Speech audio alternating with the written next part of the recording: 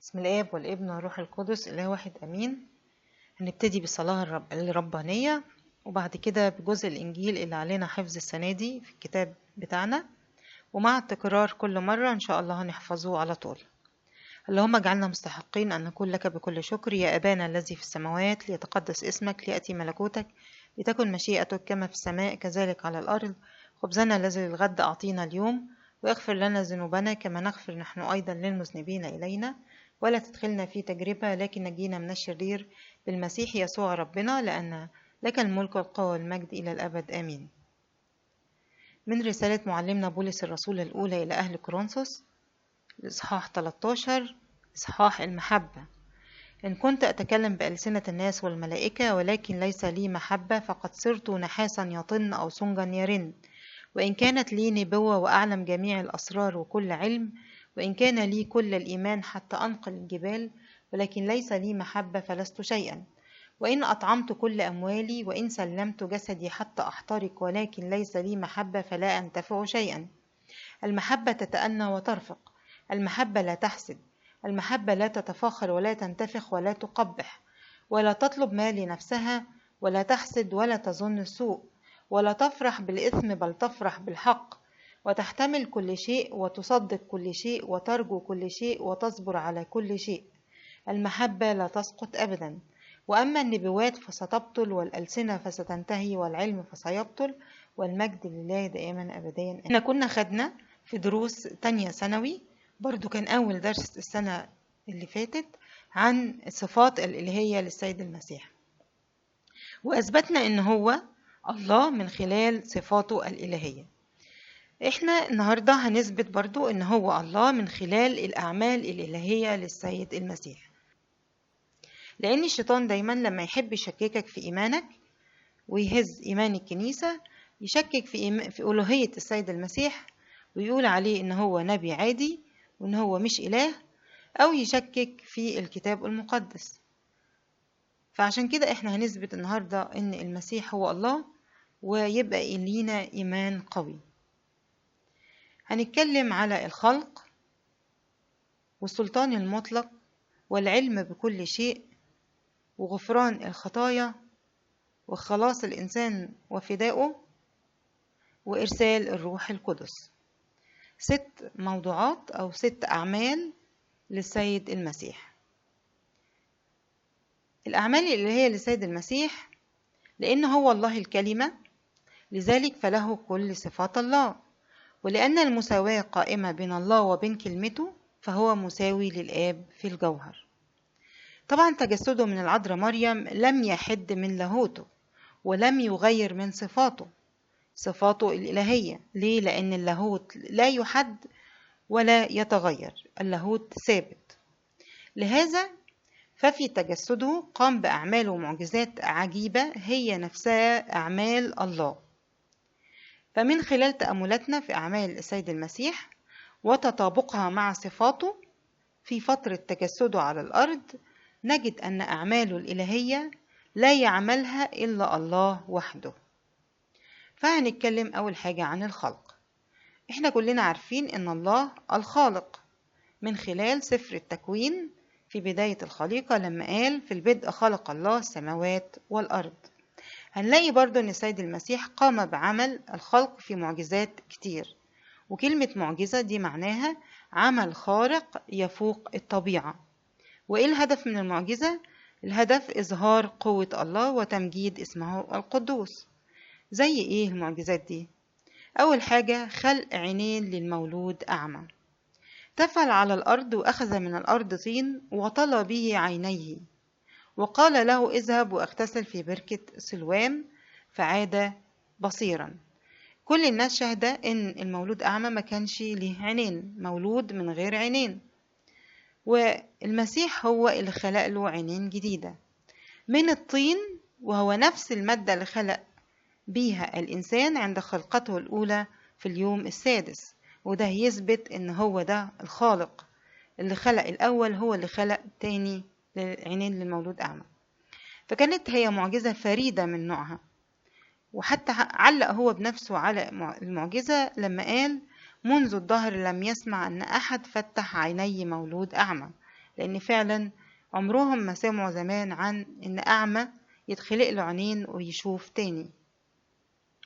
في إقامة لعازر من الموت بعد 4 أيام ربنا خلق له أعضاء جديدة وجسد جديد بعد ما امتن وتحلل في القبر 4 أيام، لدرجة إن ريحته كانت واصلة لكل الناس اللي كانوا حوالين القبر وقالوا له لقد امتن يا سيد. وطبعا الخلق ده من اختصاص الله وحده، لأنه هو الخالق وهو العمل اللي قام به السيد المسيح وأظهر به قوته وقدرته كخالق. قام تلاميذ السيد المسيح بتحريك حجر قبر لعازر على الرغم من سهولة ذلك على المسيح. كان ممكن يبعت ملاك يحرك الحجر أو هو يحرك الحجر من بعيد، لكن ربنا حب إن هو التلاميذ يشاركوه في العمل اللي بيقوم بيه. طالما هم يقدروا يعملوا العمل ده فكان بيديهم إن هم يعملوه. ده عشان يعلمنا إن احنا نعمل بكل ما لدينا من مواهب ووزنات مهما كانت بسيطة. عندنا قدرة، عندنا إرادة إن احنا نقدر نعمل فنعمل، نشتغل، ورب المجد قادر أن يكمل ما تبقى من كل عمل.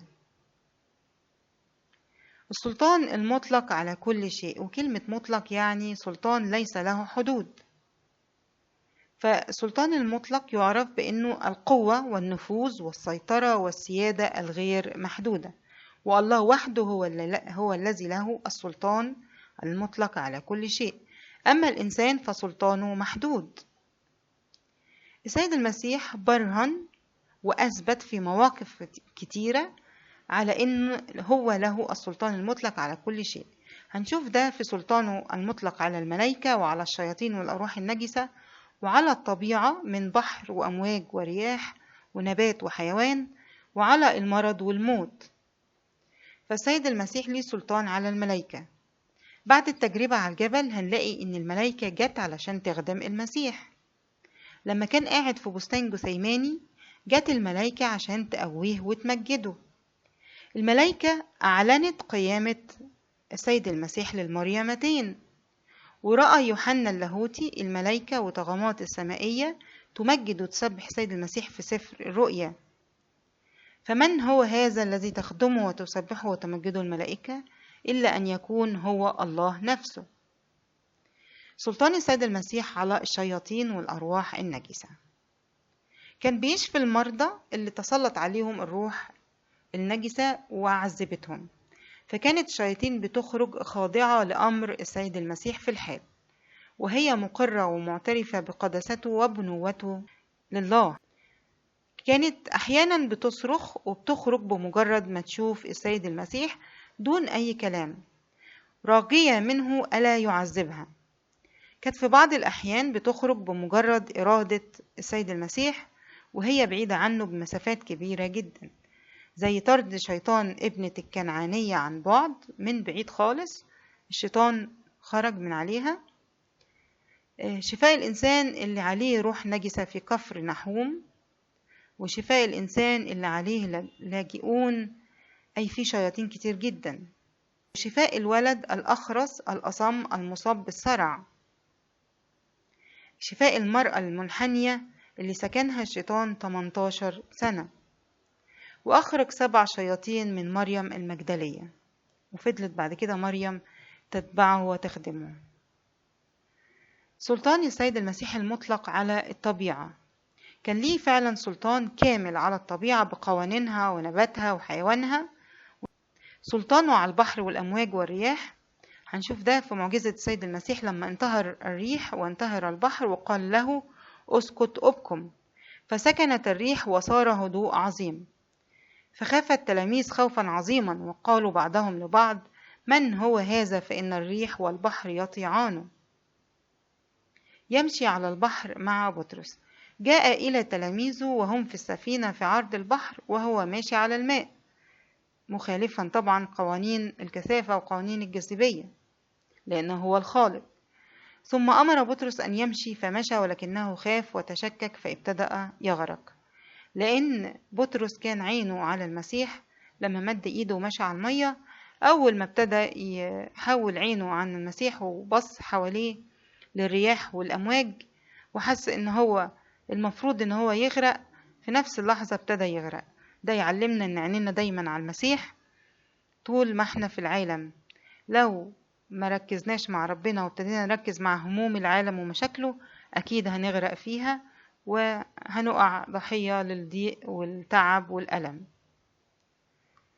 فمد يسوع يده وأنقذه ودخل به السفينة، فسكنت الرياح، فسجدوا له قائلين: بالحقيقة أنت ابن الله، لأن لي سلطان على الرياح. نستنتج من ذلك أن المسيح أقوى من قوانين الكثافة، لأنه هو واضعها والمتحكم فيها. السلطان الآخر على النبات لما لعن شجرة التين. كان سائرا مع تلاميذه فنظر شجرة تين وهي تحمل ورقا وليس بها ثمر، فقال لها: لا يكن منك ثمر بعد إلى الآن. بكلمة واحدة يبست شجرة التين في الحال. طب ليه؟ مع ان ده ما كانش وقت تين خالص، ده مش الموسم بتاع التين. السيد المسيح حب يعلم تلاميذه ويعلمنا احنا كمان ان زي شجرة التين كده اللي مليانة ورق، عاملة زي الانسان المتبرر وعنده بر ذاتي ولابس طوب البر وبيوهم الناس اللي حواليه ان هو انسان كويس، إنما هو من جواه مفهوش ثمار الروح القدس، عنده كذب، عنده نميمة، عنده شر. فبالظبط زي شجرة التين اللي كان شكلها حلو جدا، إنما من داخلها ما كانش فيها تين. فاتضح سلطان السيد المسيح كمان على الحيوان في معجزة صيد السمك، لما التلاميذ حاولوا يصطادوا طول الليل ولم يصطادوا شيء، وبعد كده قال لهم قال لبطرس: ادخل إلى العمق ارمي شباكك واصطاد سمك كتير. فالمسيح أمر السمك إن هو يدخل جوه الشبكة. لما أخرج كمان أرواح نجسة وسمح لها بالدخول في الخنازير. الراجل اللي كان عليه أرواح نجسة لاجئون، كانت الشياطين تصرخ إن المسيح ما يهلكهاش ويؤمر لها إن هي تروح في الخنازير. وفعلا لما خرجت ودخلت الخنازير أهلكت الخنازير في المية بالغرق وأغرقتها. ده من شر الشياطين. سلطان السيد المسيح على المرض. هنلاقي معجزات الشفاء اللي قام بها السيد المسيح كتيرة جدا لا تعد، وده يتضح من الآية في متى إصحاح 4 آية 23: وكان يسوع يطوف في كل الجليل يعلم في مجامعهم ويكرز ببشارة الملكوت ويشفي كل مرض وكل ضعف في الشعب، فذاع خبره في جميع سوريا، فأحضروا إليه جميع السقماء والمصابين بأمراض وأوجاع مختلفة والمجانين والمصروعين والمفلوجين فشفاهم. هنلاقي هنا إن طرق الشفاء لسيد المسيح تعددت، فكان يشفي بوضع اليد زي ما شفى الأعميان، بمجرد ما حط إيده على عينيهم خفوا على طول وفتحوا. باللمس زي ما شفى الأبرص بمجرد ما لمسه خف. ولما لمسته المرأة نازفة الدماء لمست ثيابه أو طرف ثيابه وخفت في الحال. أو بمجرد كلمة منه من بعيد زي شفاء عبد قائد المئة بكفر نحوم. يبقى طرق الشفاء كانت بوضع اليد وباللمس ومجرد كلمة منه. هنلاقي كمان سلطان السيد المسيح على الموت في 3 معجزات قيامة، والرابعة كانت قيامته الذاتية من القبر. ذكر في الكتاب المقدس أن السيد المسيح أقام 3 موتى، وهم إقامة ابنة يايروس رئيس المجمع اللي كانت ما تزال في البيت، يعني كانت في البيت وراح لها السيد المسيح وكانت لسه ميتة، المسيح قومها على طول في الحال. إقامة ابن أرملة نايين الذي حملوه في نعش وفي الطريق لدفنه، ده كان مات وكان محطوط في النعش بتاعه أو الصندوق بتاعه وكانوا رايحين في الطريق علشان يدفنوه، والمسيح لما لمس النعش قام بسرعة من الموت ورده إلى حضن أمه الأرملة.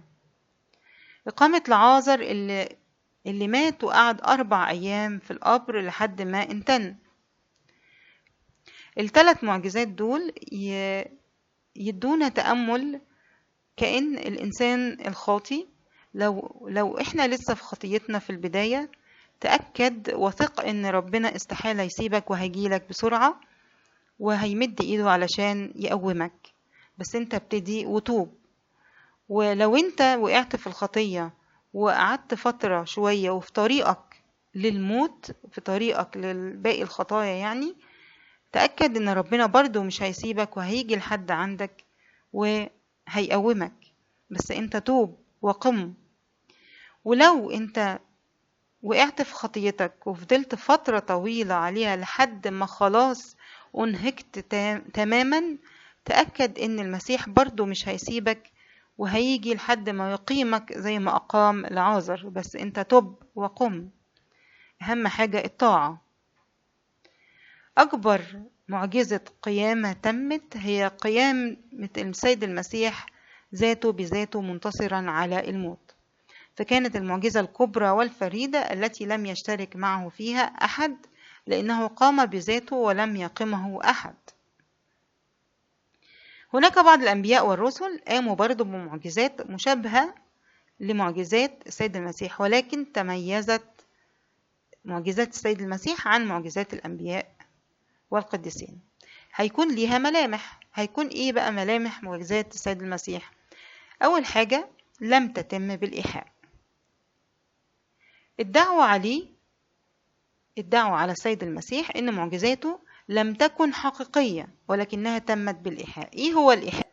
الإيحاء هو التأثير على النفس والفكر لتقتنع بشيء ما، كأن واحد بيوهم المريض إنه خف، ومن الوهم ده فعلا بيخف، لكن طبعا بيرجع تاني لنفس الدور اللي هو عنده.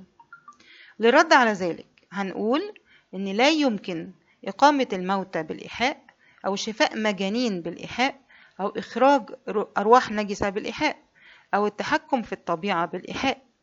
ليه؟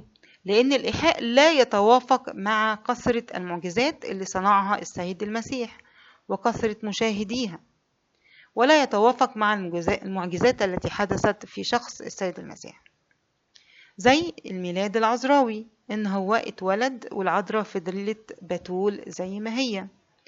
التجلي على الجبل لما ظهر معاه موسى وإيليا. والقيامة من الأموات دي ما كانتش إيحاء، دي كانت قيامة حقيقية. تاني حاجة، لم تتم بالصلاة، يعني السيد المسيح ما وقفش يصلي قبل كل معجزة. فقد ادعوا أن معجزاته تمت بالصلاة والدعاء إلى الله. وللرد على ذلك هنقول لقد شفى السيد المسيح الكثيرين جدا من الأمراض بالأمر بدون صلاة، وحتى الموتى كان يقيمهم بالأمر. المعجزة الوحيدة اللي ذكر فيها أن السيد المسيح صلى هي إقامته للعازر من الموت، وذلك للتأكيد على الصلة بينه وبين الآب، وإنه لا يعمل منفردا، وإن في شركة بين الآب والابن والروح القدس في كل عمل. للرد على من يتهمونه باستخدام قوة الشياطين في معجزاته، استخدم الأمر، فصح بصوت عظيم لعازر هلما خارجا. ده طبعا بالأمر. في معجزة إشباع الجموع نظر إلى فوق وشكر وبارك. ما قالش هنا صلى، لم يذكر إنه صلى، بل نظر إلى فوق وشكر وبارك. ليه؟ ليعلمنا درس عملي للشكر قبل الأكل. برضو معجزاته لم تتم بقوة خارجية، ما كانش بيستدعي قوة من السماء عشان يعمل معجزاته. فقد اختلفت معجزات السيد المسيح عن المعجزات اللي تمت على أيدي الأنبياء والرسل، لأن اللي صنعها السيد المسيح صنعها بقوته الذاتية، إنما معجزات الأنبياء والرسل تمت بقوة الله وباسم السيد المسيح، وليس بقوتهم الخاصة. وكانوا هم يعلنون ذلك أثناء قيامهم بهذه المعجزات، مثلما أعلن القديس بطرس في معجزة إقامة المقعد على باب الهيكل، قال له باسم يسوع المسيح أقول لك قم، فقام في الحال. ثالثا، العلم بكل شيء والأنباء عن أحداث المستقبل. كان السيد المسيح بيعلم ما يدور في أفكار المحيطين به. عرف بفكر سمعان الفريسي لما دخلت المرأة الخاطية في بيته وبدأت تبل قدمها بدموع. عرف على طول سمعان كان بيفكر في إيه ورد عليه. كمان عرف بفكر الكتبة والفريسيين حول شفاء الرجل ذو اليد اليابسة في يوم السبت، لما فكروا وقالوا إن هو إزاي يعمل معجزات أو يشتغل يعني يوم السبت، لأن السبت معروف إن هو للراحة، ورد عليهم على طول. علم بفكر الكتبة حين قال للرجل المفلوج مغفورة لك خطاياك، فعلى طول هم فكروا وقالوا بأي سلطان بيغفر خطايا. السيد المسيح يعرف الأشخاص وحياتهم السابقة. عرف سمعان بطرس باسمه دون أن يقدموا له أحد في بداية دعوته، لما قال له يا سمعان ابن يونا، محدش عرفه بيه، إنما المسيح عرف من قبل ما يتعرف عليه. عرف كمان المرأة السامرية وماضيها ومعيشتها الحالية، لما كان قاعد مستنيها على البير وقال لها روحي ادعي جوزك وتعالي، قالت له لم يكن لي زوج، قال لها بصواب أجبتي، فكان لك 5 أزواج والذي معك ليس زوجك. طبعا هي فرحت جدا لأن لقت إن هو نبي، قالت له أرى إنك نبي، وجريت عشان تبشر كل أهل السامرة.